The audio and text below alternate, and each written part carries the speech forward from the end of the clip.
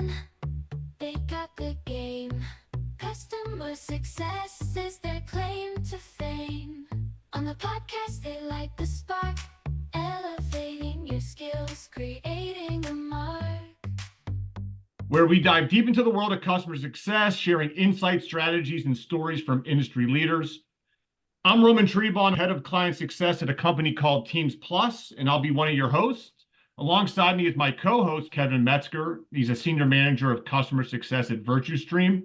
Together, we bring you interviews with the brightest minds in customer success every Tuesday morning. So please check us out, subscribe to our podcast, give us a rating if you like what you hear. You can find us on Apple, Spotify, or wherever you listen to your podcast.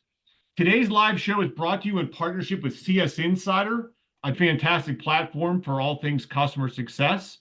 If you're joining us, I assume you're already signed up for CSInsider, but if you're not, I highly recommend it. By signing up, you'll get access to resources, including articles, webinars, and community events such as this that are designed to help you excel in your role. Join over 10,000 CS professionals on the inside who receive 1 to 2 action-packed emails each week. You can sign up at CSInsider.co. Again, I'm Roman Trebon, and with me always is my co-host, Kevin Metzger. Please do us a huge favor, rate, subscribe, and like our podcast so we can continue to grow our audience and bring you incredible content. Kevin, have you ever seen a customer education strategy that transformed a company's approach to success? Honestly, I think a lot of companies haven't put the resources or time into building out a great customer learning experience. But with the tools and strategies we'll be talking about today with today's guest, Justin, we're going to give you the leg up on how to do this and really take advantage of it. So I'm excited about that. I'm also excited about all these places. We got people from the UK, Florida, Denver. Yeah, folks from everywhere around here. It's awesome. I love it. So Justin and Kevin and myself are here in Atlanta, Georgia. And today, everyone, we're thrilled to have Justin Chappell with us. He's a CSCX Strategic Advisor at Growth Molecules. Justin is a thought leader in customer experience and education, and he's worked with some of the biggest names in the business to revolutionize their customer success strategies. His expertise in self-service platforms, micro-style learning, and in-app assistance will give us a fresh perspective on how all of us can elevate our customer learning experiences. So today, we're going to explore how the right customer education strategy can drive personalization, enhance automation, and ultimately deliver a superior customer learning experience. From self-service platforms to tool integration, Justin's going to share actionable insights that can empower your customers and transform your approach to success. Justin, welcome to the show.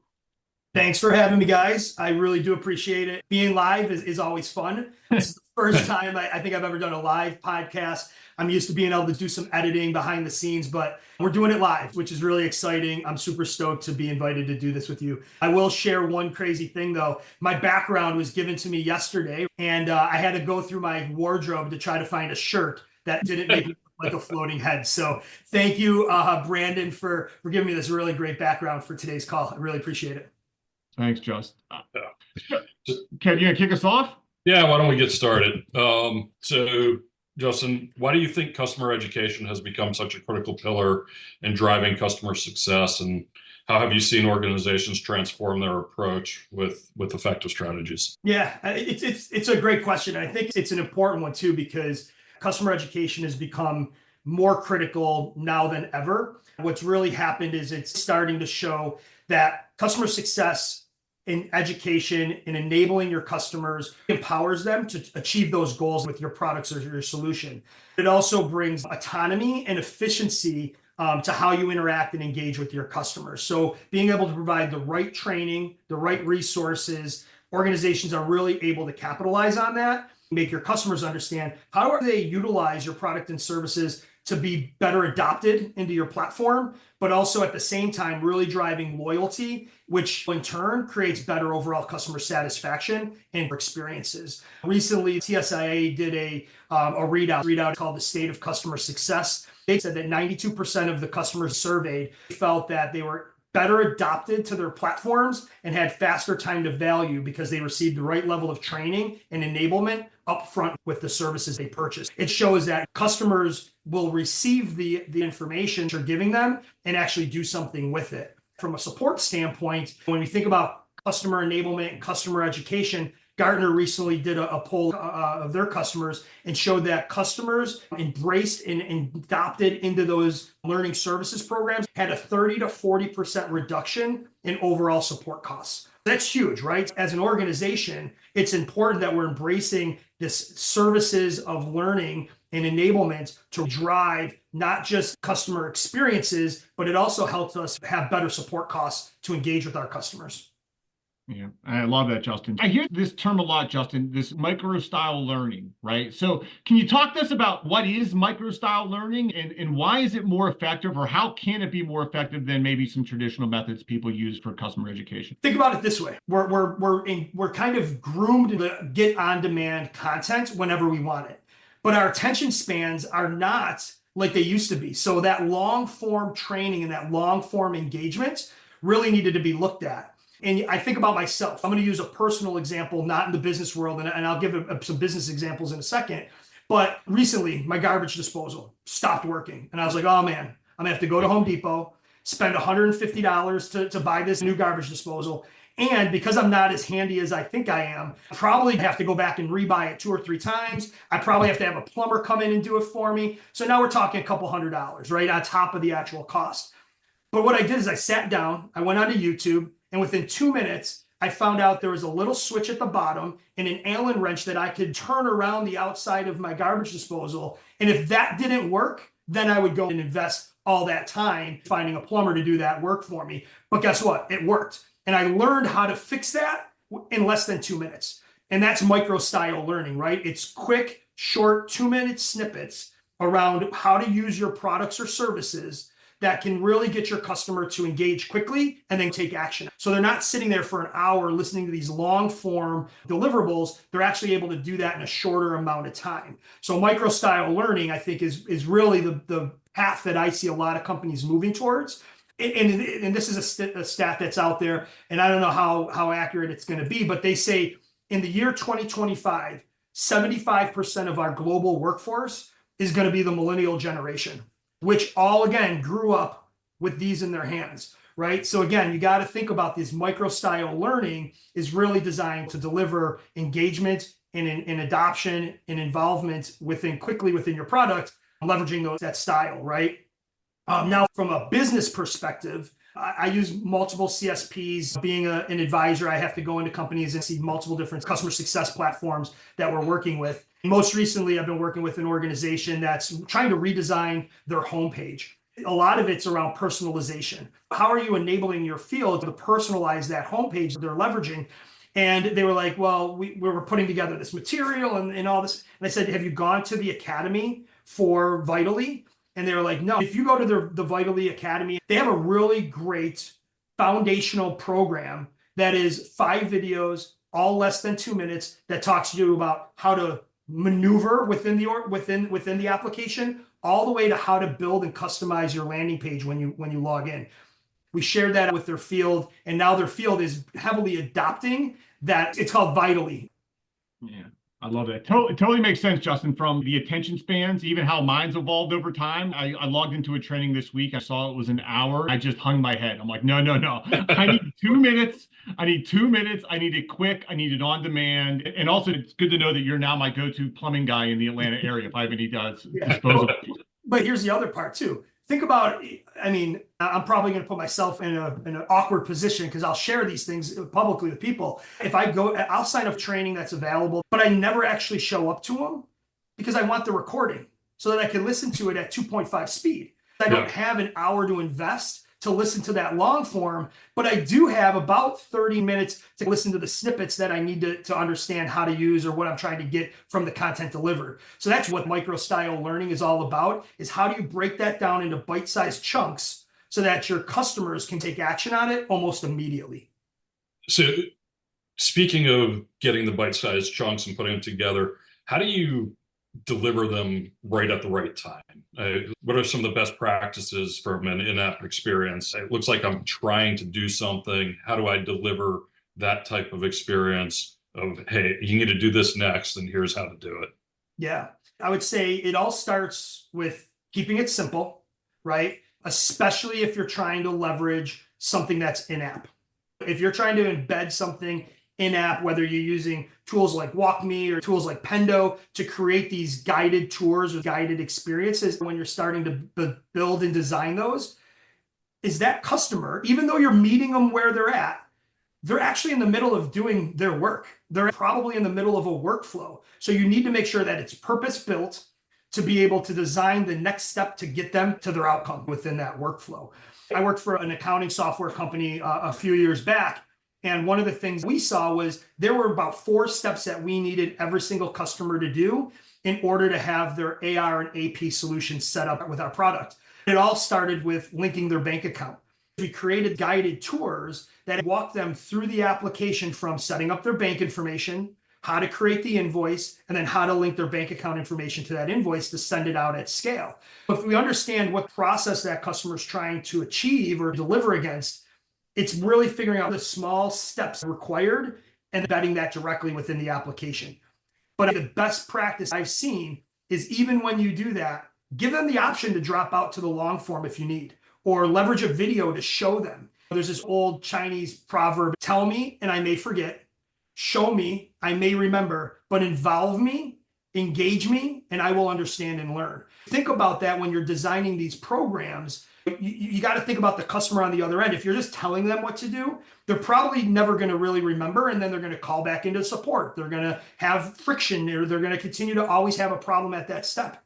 If you show them, they'll start to remember over time, but if you involve them through that journey, they'll understand and learn over time. Yeah.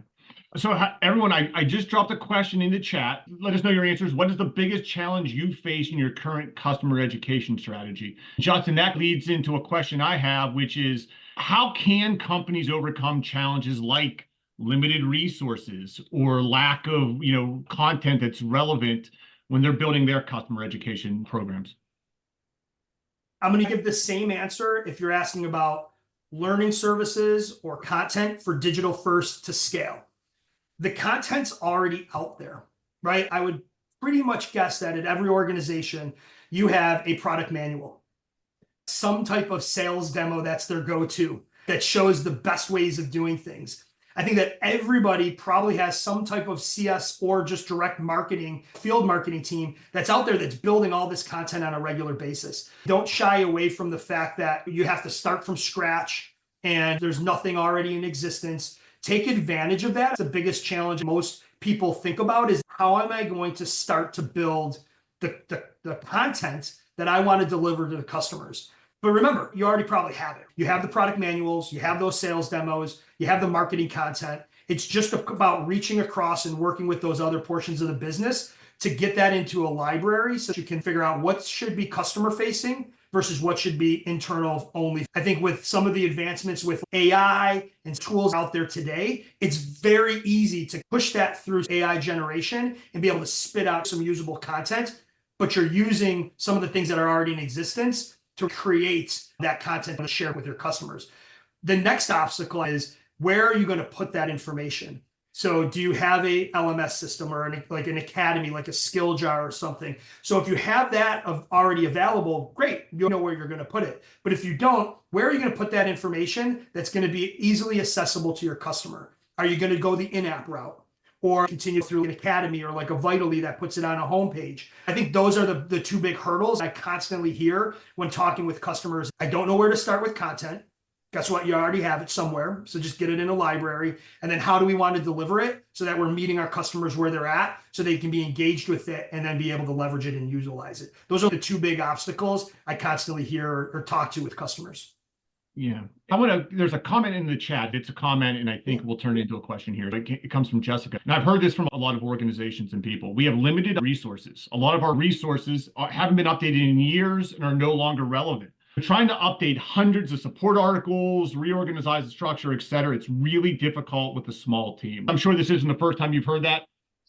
It's not, right? And I think that leaning on technology as it's advanced, right? I think about AI is a great example. And I don't want this to turn into an AI conversation, but it's an opportunity to leverage that quickly review the content you have to determine what is relevant and what is not relevant. Ask your customers how they're using your products. Use the relationships you've grown with your customers to ask them, how are you using the product? Why don't you come on a video and we're going to showcase you as a customer using our solution? Use those acts of advocacy to help build that content for you as well. Because like you said, limited resources internally. You can't have every CSM now off the phones trying to build content if you don't have a learning services team dedicated to creating content. So use your customers if you can. In the last 3 to 4 years, I've heard community is one of the major investment tools, creating that peer-to-peer relationship with your customers to do peer-to-peer reviews to help each other out. I think that's another area of opportunity. If you're worried about the time and the resources, you have a whole slew of customers, if you ask them, are probably open to sharing how they use your product if you do it in the right way. Yeah. And Justin, I know you're saying you don't want us to become an AI conversation, and you know I go down that rabbit hole a lot. But some of the neat things I've seen with AI lately, things I've been practicing with, I think this was even on another episode recently, but like Coursera's developing AI where you can interact to learn more about the content. If you have any kind of content or community, you can start using the content from within the community, put it in a generative AI database, and then start having discussions with that content to start figuring out how you want to build out specific content, more specific or advanced content. There's a lot of opportunities there. Yeah, and I would add product documentation. That could be pages of information.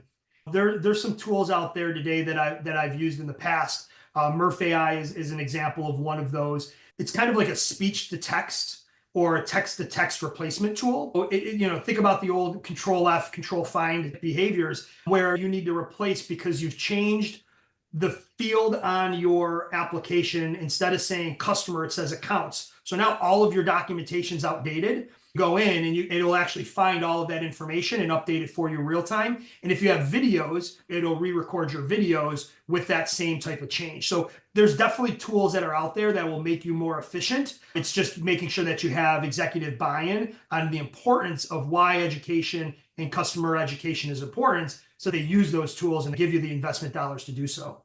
So from an investment standpoint with customer education, are there opportunities to make it a profit center? Most definitely. I'm a firm believer in customer certifications as well. When you look at the Microsofts and the Salesforces of the world, they've done a really great job of building these certification programs. And all that's doing is it's allowing your customers to take their careers into their own hands using your product. You're creating all of these power users in the market that have that'll go out there, and if they change roles or jobs, will say, I'm a Salesforce admin. If they go to a place that's not a Salesforce shop, they may advocate for you as well. Creating certification programs which become monetized is a huge forward-looking thought that a lot of companies are doing these days, empowering your customers and giving them the credentials to go out there and say, I am certified in XYZ application. I think that's where you start to see it becoming more monetized and then becoming a profit center. Justin, you mentioned Salesforce, and that leads me into a question about gamification. I'm on the fence sometimes about gamification in the business world. I'm also the same guy who wants to get his Ranger badge, and I also don't want to lose my Duolingo streak every day, right? So as companies are starting to come up with their engagement strategy and customer education program, how should they be thinking about gamification, and would it work with their customer base? My first reaction is yes. I do think that all of us as humans want that gratification of completing something. You start something, you complete it. There's a feeling of worth when that happens. So if you can create that trail and you can create that experience where your customer is constantly evolving and maturing with your product and they're being recognized for that, it's a great way to drive continued use and engagement. I love LinkedIn. I think it's a great platform for larger communities. I love watching when people get their certifications and they're like, I now have my Microsoft cert, and that can be really tough. I got my PMP. I've gotten my sales certification. I've gotten my Salesforce. it's great to see the community get behind that. And I think it just shows the importance of how education is creeping into a lot of organizations and becoming a pillar to their success. So I do agree that gamification is a great place to drive that, but be mindful that you don't want to make it too easy, because you don't want people to fall into that trap of like, oh, okay, anybody can get that certification. Just sit down for 4 hours and you're good. You got to make it tough so that it's meaningful. Make sure your customers are getting those certifications, really understand the importance of them, and then share those out. I think that's the important piece from a company standpoint. Share that information out. And then as a company, recognize and reward that customer of yours when you see that. Get excited for them as well, right? It just drives better adoption to your programs. Yeah, it helps build branding too, I guess. We're looking at communication and transparency. How do you look at that as far as sustaining stakeholder buy-in? And really, I guess where we're going with this is, how do you make sure you get stakeholder buy-in, keep stakeholder buy-in, and drive forward with stakeholder buy-in? We all work in businesses that have some type of retention goal at the end of the year. We probably all can raise our hands and say that we work at an organization that's looking at the cost to support a customer. There are core metrics that are probably even shared at the board level that training and enablement can actually influence. It's important for your leaders of learning, whoever that, whatever title that is, wherever that falls within your organization, to understand the metrics they can influence and showcase the customers that have been, let's use certifications as an example, Kevin. Customers that have been certified retain at a different rate than those that were not certified. Customers certified and have less support cases than those that do. Like, you start to put those numbers together, and very quickly you start to get the visibility, not just within your team or the teams that you interact with, but you start to get a seat at that table. So you're sharing that information maybe with your chief customer officer, or you're sharing it with your chief revenue officer, who are going to the board and sharing those same metrics and being able to talk about how your programs as a learning services team have actually been able to drive some of that information. I think that's where I would always go with it. I know Forrester did a readout of, I think it was back in 2020, said there's a 12% higher retention rate for those that offer a structured education program to their customer base. Investing in education of your customers that drives adoption and loyalty has a positive effect on your retention numbers by up to 12% based off of Forrester. And I want to say it's back in 2020. So when you think about communication and transparency, understand the metrics that you influence and really get behind that. We have a question from the chat. How do you suggest advocating for resources, either staff or tools, needed to develop these resources for customers? How do you make that business case internally? I feel like a lot of times, especially in a down market, training, and that's one of the first things to get cut. So how do you make the business case for needed resources?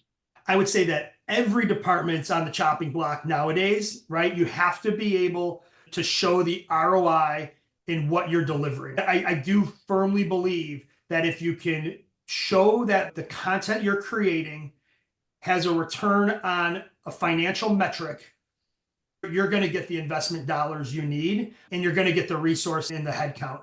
Headcount has always been an interesting one in my experience, because it's usually a side hustle for somebody within your organization that's passionate about that as well. So when you're really small and scrappy, you have to leverage those relationships with the teams that are probably already doing this for you, because you're not going to get that resource right away.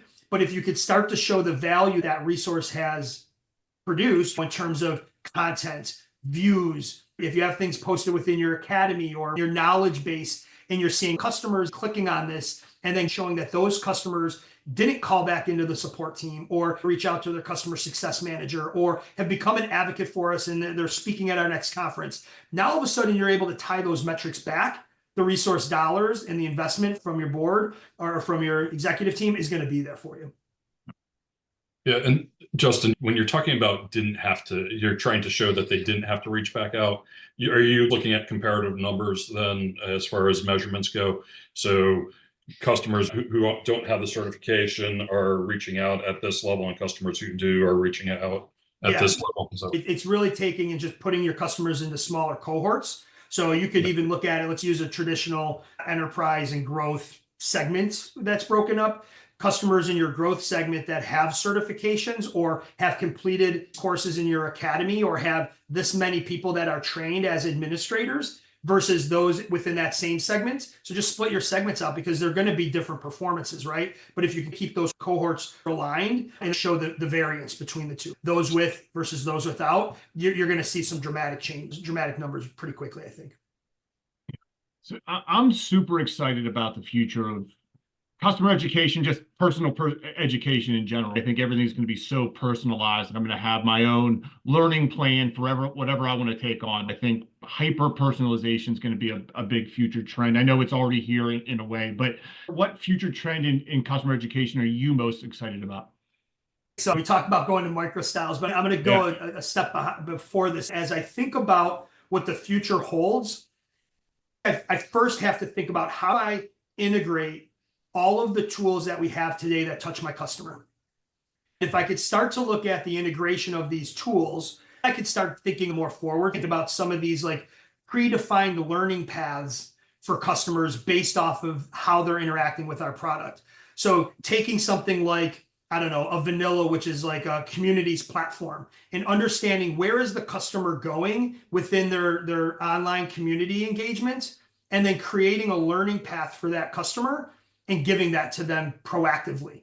I think that to me is where an understanding this persona based off of our CRM data is a sales user versus a tech support user. I'm going to surface different content when they log into our community page or our software. Being able to personalize and be more persona based is where the future of learning and education goes. We're going to start tailoring those learning experiences back to the business information we already have on that customer, whether it be activities within community or activity workflow within the product or information we already gathered within the CRM. The next evolution, the same thing with knowledge-based articles being written through generative AI based off of content that you've gathered from your customer support cases or community posts, and then automatically creating those knowledge-based articles. I think we're a long way away from just auto creating them, but I think they'll be the author of your knowledge-based articles. You'll still have to QC it and then be the publisher. So there'll always be this human element for a while for publishing,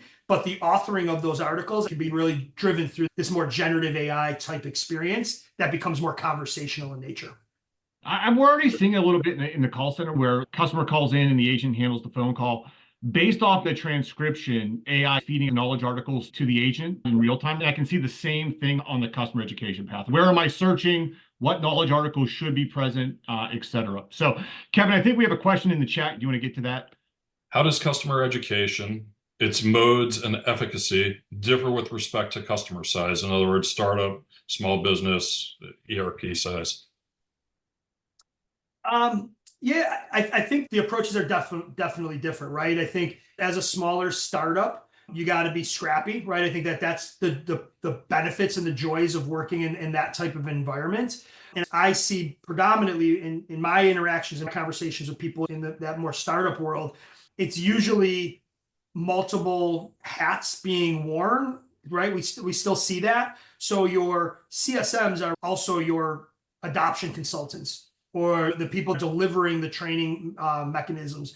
I think that as you start to go up segment and get into those up market, you start to see the full investment into a learning services team that will have resources dedicated to just purely doing the training and enablement, flying people out and doing on-site trainings. At some of the bigger organizations I've worked at, we had a full field training team. It's not a one-size-fits-all. As you continue to grow as an organization and your customers grow in size, how you address them, how you engage with them definitely differs, and how you deliver and meet them become a different area as well.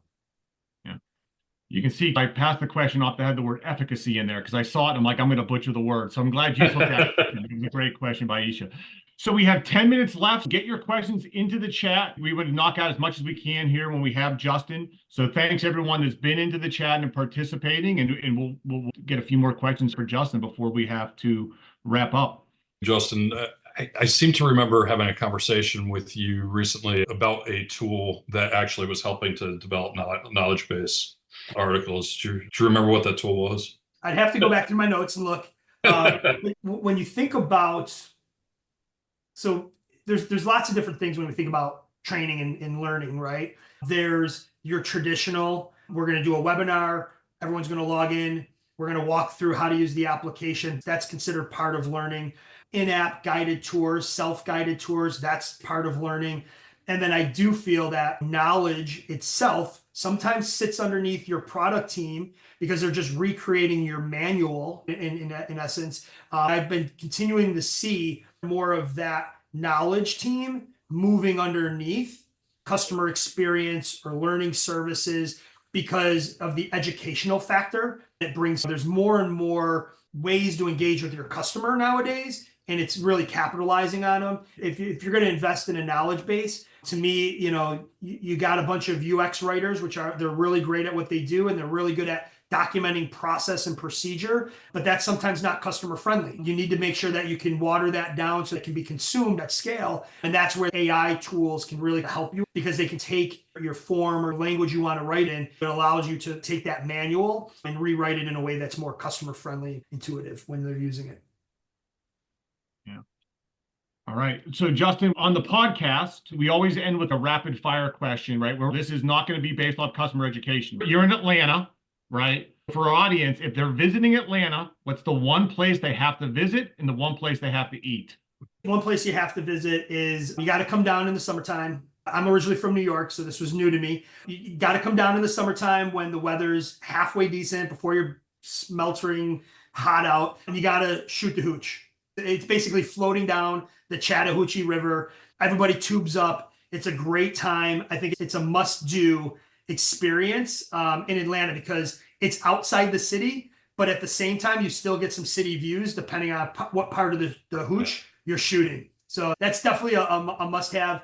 And I'm gonna say the Varsity. I know that's weird because it's the worst food for you, but it's one of the oldest diners here in the Atlanta area. It's right across the street from Georgia Tech.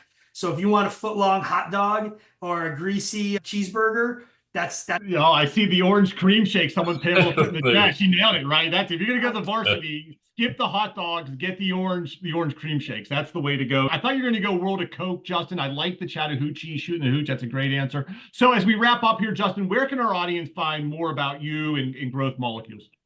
You can find me on LinkedIn, right? It's Just Chappell, so J-U-S-T Chappell. It's also in the invite. I'm open to share my experiences, talk about what I feel is hot, both in customer success, customer experience, professional services. It's kind of like my wheelhouse, those three areas. So definitely reach out, follow me online. I'm always pumping content out there. And then if you want a deeper engagement and you have anything that you want somebody to come in and actually do an assessment of the maturity of your organization as it relates to customer success, customer experience, you can find a link for me on Growth Molecules. We offer a lot of different services, from coaching to trainings, customer lifecycle exercises, journey mapping, and strategic guidance. I'm looking forward to meeting the people we have on the call today. Thanks, Justin, for joining us. Definitely check out Justin on LinkedIn. He put great content on there all the time, so you're a must follow. Thanks, everyone, for joining us. We appreciate everyone's flexibility. I know we're pivoting platforms, which is not always the easiest to do, but this is what happens when you do a live podcast on CSInsider. Make sure you are signed up for all the great content on CSInsider, so CSInsider.co. Sign up for the newsletter. You're going to get 2 action-packed emails each week. You can find me on LinkedIn at Roman Trebon. You can find Kevin at Kevin Metzger. We have a customer success playbook page on LinkedIn as well. You'll see which guests we have upcoming, recent episodes, clips from our show, etc. Also, check out the podcast. Again, anywhere you listen to podcasts, Apple, Spotify, you name it. Go out, check us out, listen to the show, provide a review, feedback. Let us know what other great guests like Justin you want us to have on. And everyone, Brandon, thanks for having us participate in this. We really appreciate you, and we really appreciate everyone for joining us today and this great discussion with Justin. Thanks, everyone. Keep on playing. You'll be the